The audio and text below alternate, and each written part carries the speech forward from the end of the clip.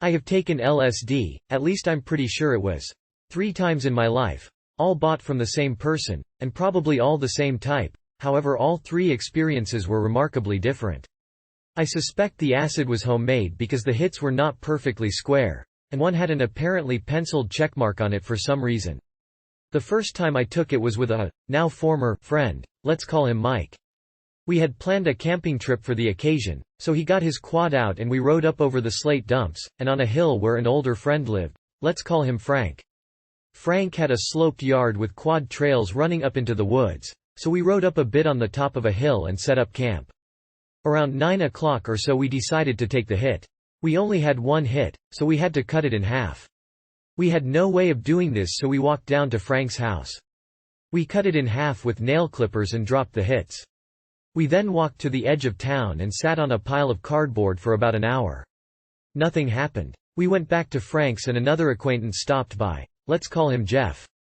I bought $20 in weed from Jeff, which turned out to be a very large butt, with the provision that I smoke a joint with everyone. Seemed like a good deal to me. After smoking a joint on his porch, we all went inside. I had a bit of a weed buzz going on, and this was about an hour and 45 minutes after we'd taken the hit. Suddenly everything went weird. I looked around and nearly forgot where I was. Then I looked at one of Frank's children who just stared at me, and time seemed to freeze. The child looked unnatural and out of place. It's a bit hazy from there on. I remember Jeff leaving and Frank going to sleep. We left Frank's house and stood on his porch laughing for about 15 minutes before he came outside and chased us away, since he had to work the next day. We walked back up to our campsite, laughing the whole way. We then attempted to gather firewood, and somehow got a fire going. I remember on the other side of the river, on top of the hill, the lines of house lights and cellular phone towers seemed to blink and dance about. We continued to smoke weed the whole time, and seemed to enjoy throwing Coleman fuel on the fire and laughing hysterically. I eventually went to sleep in the tent, after hours of laying there hearing the fire crackling, which sounded so intense I had to make sure it wasn't the tent that was actually burning. The following morning I had little if any feeling from the drug, and Frank and his friend came to make sure we weren't dead I suppose, and we smoked a joint with them. It was a very pleasant experience, from a mere half of a hit of acid. Price: $5 per hit, so $2.50 for my trip. Second time, I decided I wanted to try this again. I went and scored 4 hits from my source. Then me and my other friend, let's call him Bob, planned a camping trip. We would walk the railroad tracks and set up camp when we were ready. I decided that the railroad tracks would be an interesting scene. Our concept of time wasn't very good, as the only thing we had to go on was a shortwave radio. We occasionally picked up the time channel, then scrambled to remember what our GMT offset was. We took a half hit each around 11 a.m., and began walking. About an hour or so later of non-constant walking with frequent water breaks, the 4 gallons of water we brought being the lifesavers of the journey, we felt very little and decided to take another half hit each, for a grand total of 1 hit each. No sooner did we take the second half hit than we began feeling strange. This may have simply been psychological, but it seems that something kicked in at that point. We continued walking. We both began feeling weirder and weirder. We encountered, of all things, a docked boat in the middle of nowhere by the water, with children swimming near it. This surreal event may have been the straw that broke the camel's back, because at this point we began to see spots in the sky moving about, and colors were more pronounced. We then walked through the next town up the railroad tracks. We had been walking for hours and, probably due to the acid, we did not seem to be bothered at all by the 90-degree heat. We walked from the railroad tracks to the dirt road we were familiar with, and walked to a fresh water spring to replenish our water supply. At this point, we began to become tired. We made the decision not to camp but instead to walk on to the next town down the tracks, where Bob's sister lived. So we walked and we walked and we walked. We eventually made it only to find that his sister was not home.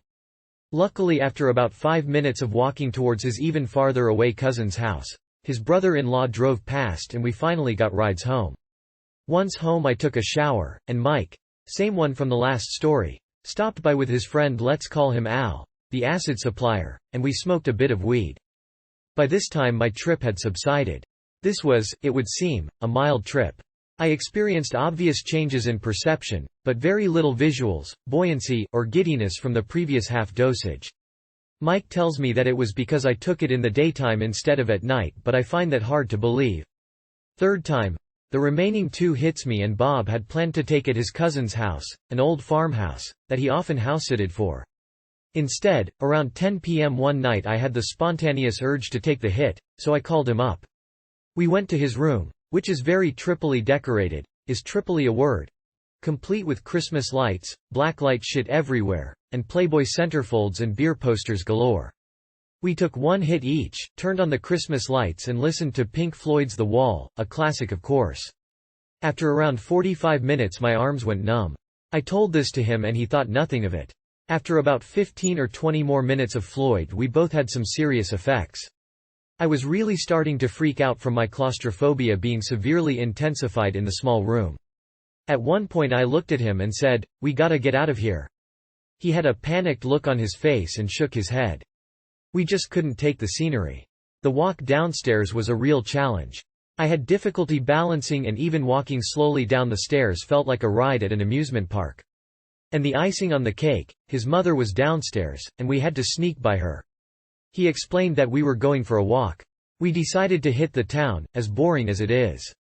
We first walked to the ballpark, sat down in the dugout and had a cigarette. The fence facing the field was moving fast. We continued walking through town.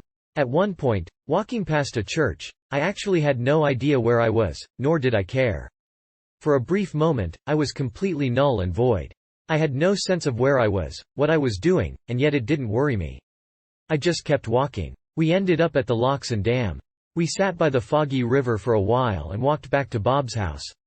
We then played a game of Wayne Gretzky's 3D hockey for the N64, which was quickly abandoned when neither of us could follow it at all. We then, for some reason, proceeded to take our shoes off and run barefoot to the local fire hall to buy a can of pop from the machine. We returned to his house, and made another trip to the locks, then we disbanded and returned to our respective homes. It was about 5 a.m. when I came home. I watched Speed Racer then attempted to go to sleep. When I closed my eyes I saw a strange phenomenon.